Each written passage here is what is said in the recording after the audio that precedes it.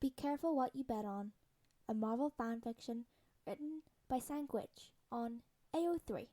Peter waited for a moment as Friday opened the door to his lab, hands occupied with a box filled with the multiple lab equipment tools that he needed for his research. The sight that greeted him inside almost made him drop his very expensive lab equipment on the tiled floor. Party streamers, wine bottles, and playing cards. All sorts of party essentials are scattered across the lab, making a mess in almost every nook and cranny of the place. Multiple trash piles strewn around, almost resembling trash dumps, of alcohol and artificially flavored food. He quickly went toward the barely clean part of the table and put the things he was holding down, before looking around the room to find clues on who the perpetrator was. He spots a pair of very rich-looking sunglasses, the whole aesthetic screaming, "I'm a very rich and cocky person." Peter knows the only very rich and cocky person in the entire building. "Mr. Stark," Peter says as he slams open the door to the man office, uncaring about what might be happening inside, only pausing to glance at the other occupants of the room, the Avengers, of course. Tony looks up from the piece of paper he was looking at before raising an eyebrow. "What is it, Mr. Parker? I'm kinda busy at the moment, if you couldn't see." The man gestures to the small audience they have, but Peter wasn't giving two fucks, especially when they were the ones responsible for trashing his lab. He almost slams the pair of sunglasses down on his mentor's desk, only remembering his super strength a minute late and gently setting the accessory in front of its owner instead. "Care to tell me why my lab looks like a landfill, sir?" Peter said, sweetly, with an extremely fake smile on his face, eyes crinkling in a way that makes the smile almost seem real. Someone snorted in the background, trying and failing to disguise it as a cough. From what Peter's enhanced ears could pick up, it was Clint Barton. Both mentor and mentee shot the man the same look, Tony seeing it and Peter hearing it, both before turning back to each other to deal with the matter at hand. "And what, pray tell, does your lab being messy have to do with me?" Peter's boss asks, acting innocent, a display Peter probably would never have believed even if he hadn't known the man before. It just didn't sit right with the usually smug face the billionaire wore half the time. "Friday," Peter calls out, the AI answering instantly. "Yes, Mr. Parker. Is there anything I can do for you?" A broader, more sinister smile emerged on Peter's face. He asked the AI to present the CCTV camera footage of the lab from the night before. And Friday, being the only trustworthy person in the entire room, obliges immediately, pulling up a hologram of last night's activities. The hologram showed the whole Avengers drinking and partying in his lab, Tony saying something exasperating based on the expression of Captain America's face, an unquestionably drunk Bruce Banner twerking to California Girls by Katy Perry on top of one of the tables, while a clearly sober Thor cheered him on. At one point, War Machine, Colonel Rhodes, was thrown into a wall by a cackling Hawkeye and smirking Ant-Man. At least Wanda, Vision, and Black Widow were only drinking and chatting on the sidelines, though in Vision's case he can't really drink anything, not causing any chaos in the slightest. Clint's snort turned into full-blown laughter by the time Friday finished playing the footage. Peter only stared at the man, unimpressed. Bruce at least had the decency to look ashamed, although, knowing his personality, he's probably ashamed of his drunken self-actions. He turned to Tony. "So, Mr. Stark, do you have anything to say for yourself?" Tony gulped and purposely looked down at his expensive watch before turning to Peter with an overly shocked expression on his face. "Oh my young Padawan, it's the end of your shift. Maybe you should go home to Aunt Holly before she comes here to skin me alive." Peter sighed before walking up to the door and opening it. "If my lab is still messy by the time I come back tomorrow, I might be the one to skin you alive instead of my aunt, sir." The next day, Peter's lab is squeaky clean, and he swears he saw one of the tables glitter under the lights. He get back to work as normal, continuing with experiments and recording the results. The day after that, however, it was like someone pressed the replay button and turned it back in time.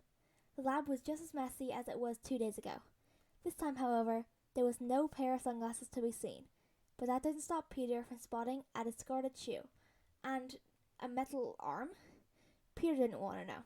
He proceeded to clear out the table, putting all the trash through the chute that led to the garbage system out of the building. Peter sighed at the mess in his lab. He was so going to tell Miss Potts. Seriously though, how did Mr. Stark forget what lab safety protocols were? He was pretty sure no food and drinks were part of it.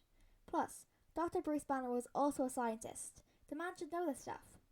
Thinking back to the camera footage of the doctor quirking to a pop song, he probably thought he was drunk enough to forget protocols. Again, Peter thinks back to his conversation he had with Ned the night before. Peter paced back and forth in his room during one of his and Ned's sleepovers. The lab had turned into more of a party war zone lately, with the Avengers using it as their own personal hangout spot instead of for specific scientific research. Friday's footage of Tony's holographic dance floor and Thor's attempts at karaoke left the lab in shambles more times than Peter should be allowing it to happen. "Ned, man, I don't know what to do," Peter said, flopping onto a chair and running a hand through his hair. Feeling frustrated, Peter decided to turn to his best friend, Ned, for advice. Ned had a knack for coming up with creative solutions to all problems. Ned looked up from his laptop and raised an eyebrow. "Dude, what's the problem?" "The Avengers won't stop partying in my lab," Peter groaned. "I can't even get any work done. I need a way for them to take it seriously." "They did what?" Ned exclaimed, his eyes going wide. Peter flailed his hands in the air. "I know, I couldn't believe it either. Well, actually I can. But still, trashing my lab? Unbelievable." However, it seemed that his friend wasn't planning on something Captain America would approve of. "You should tell Miss Potts, ASAP," Ned suggested. But an evil thought crosses through Ned's mind, and he smirks as Peter narrows his eyes. Peter and Ned look at each other for a few seconds, trying and failing to come to agreement in their unannounced staring contest. Ned starts to replay his plans to the other, and the look on Peter's face gets worse and worse as more words escape his mouth. Peter took a deep breath. "So, what you're saying is that punching a wall made of vibranium would get the Avengers to stop throwing parties in my lab?" Ned solemnly nods. "Think of it this way, Peter. You gotta assert dominance." "Assert dominance?" Peter repeated, unsure of what Ned was getting at. "Yeah, like, you need to make a statement," Ned explained. "You know a wall of vibranium they have? If you make a dent or some kind of damage in front of them, they'll see you're not messing around." Peter's eyes widened at the suggestion. "Ned, that's crazy. Vibranium is like indestructible." Ned shrugged. "Hey, desperate times call for desperate measures, right?" Peter considered the idea for a moment. While it sounded extreme, he knew Ned might be onto something. If he wanted the Avengers to take him seriously and treat his lab with respect, he needed to show them that he wouldn't back down. A slight grin broke out onto Peter's face, already picturing the hero's reactions in his head. "Bet."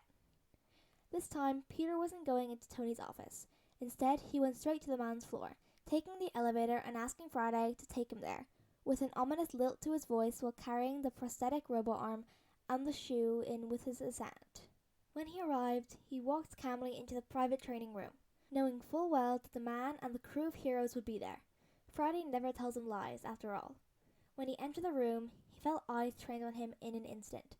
Questioning gazes were directed at him from all over the room, wondering why he was there to begin with. "What's Mr. Intern doing here?" Sam whispered to Steve, who was training with a modified punching bag, bound to the ceiling with vibranium chains wrapped in fiber made by Tony Stark himself, perfect for a super soldier to punch and not break, as well as absorb the shock by any attacks made. Steve glanced in the direction Sam was staring at. Seeing a passive expression on the intern's face, he whispered back, "Maybe he's going to report something to Tony?" They both turned to look at Natasha, who looked back and only shrugged, not caring about something that didn't concern her. When Tony, who was talking to Bruce, finally noticed their new visitor, his eyes widened and a flash of panic crossed his eyes before being smothered down, and he composed himself. "Mr. Parker, to what do I owe the pleasure? Really, you could have just told me to meet you in your lab if you needed anything." Tony's words were cut off when a metal arm seemingly popped out of nowhere and was thrown in his direction. He quickly caught it, just in time before it hit him square in the chest. Now that would have been painful. An innocent smile plastered itself on Peter's face, making Bruce's lips pull into a grimace. "Well, Stark, I would have gladly invited you to my lab to talk about my recent experiments, breakthroughs, if it weren't for the fact that my lab is currently very much a private landfill and looking like a sad excuse of a college frat house." Holding up the overly large shoe that no one seemed to notice he was holding before, Peter continued in an overly kind tone. "Oh, and someone forgot their shoe. I thought I'd return it." He threw the shoe into the wall of vibranium next to Thor, who was using said wall as a punching bag instead of the multiple punching bags in the room. The ex-Guardian was noticeably only wearing one shoe. Peter turned and shook his head with a sigh and left the training room, not giving any heed to the multiple gasps thrown his way. Next to Thor's head was a large dent in the shape of a shoe that could only be seen a couple inches away from the man's head. Distantly, Steve heard Tony mutter himself, "That kid, I swear to God." After the little incident, no one dared to trash the intern Peter Parker's lab ever again. Well, technically, Peter didn't exactly punch the wall, but he still made a dent in it, making him win the bet. Much to Ned's chagrin, he was forced to pay for pizza next time they were out their next sleepover.